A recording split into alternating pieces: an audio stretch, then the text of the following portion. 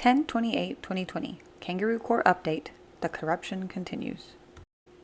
Appeal filed. Judge threatened attorney with contempt for pointing out the judge's crime.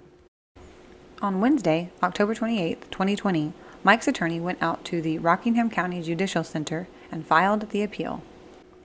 The prosecution called for an appeal bond hearing and set it for 12:15 that same day. Judge Freeman and the DA wanted Mike present for the hearing just hours after the appeal was filed. Mike's lawyer argued that demanding Mike's presence the same day is yet another violation of due process. The judge threatened Mike's lawyer with contempt for pointing out the judge's crime.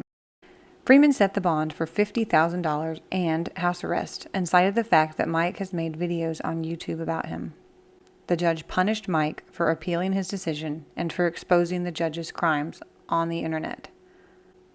A harsher punishment than the sentence from the trial, which was 12 months probation, 10 days community service, written apology letters, and no jail time. So now Mike is on house arrest again, and they're still holding the $50,000. It's a major violation of the 5th and 14th Amendments and due process. This seems to be par for the course at the Rockingham County Judicial Center. Judges Grogan and Freeman seem to have no regard for the law, objectivity, or justice. The Fifth Amendment isn't just to protect you from going to trial for the same thing twice.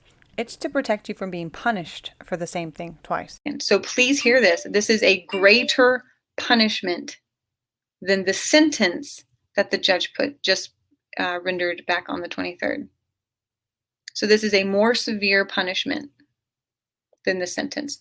Initially, when the bond was implemented on the 6th, when they set that up, the attorney and multiple attorneys I talked to after that said the judge can't do this.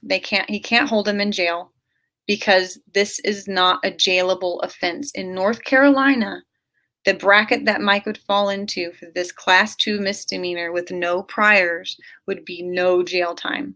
And so they can't keep him in jail. And yet they did. He spent a total of 20 days incarcerated. 20 days between the jail, the maximum security prison, and house arrest since this ordeal began. And now they're continuing this punishment. He's still under house arrest again. So the punishment now that has been implemented for Mike appealing the judge's rule is that he's under house arrest. Let me read you something because this is important. All right, you can look at North Carolina versus Pierce. So due process prohibits a judge from increasing sentence on retrial to discourage appeal. So due process of law then requires that vindictiveness against a defendant for having successfully attacked his first conviction must play no part in the sentence he receives after a new trial.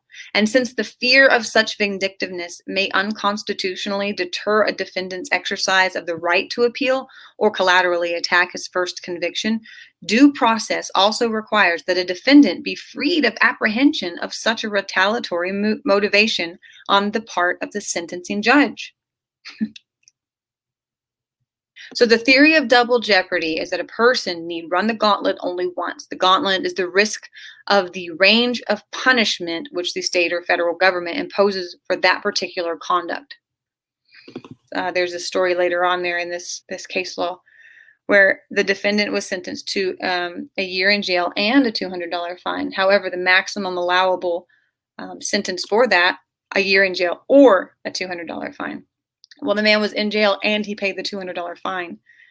So they appealed that. They did a habeas corpus and had him removed immediately. So you can't punish someone twice for the same thing, right? Well, in our situation, Mike has already been punished. He was already punished. And then he was sentenced to be punished more.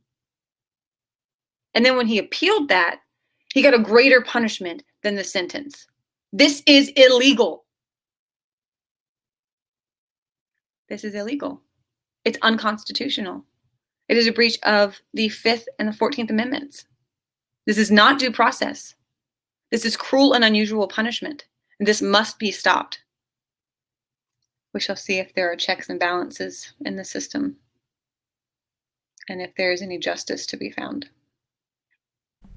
Oh, by the way, back in 1997, the Judicial Standards Commission recommended removal of a district court judge from office for, among other things, improperly raising defendant's bond in response to appeal.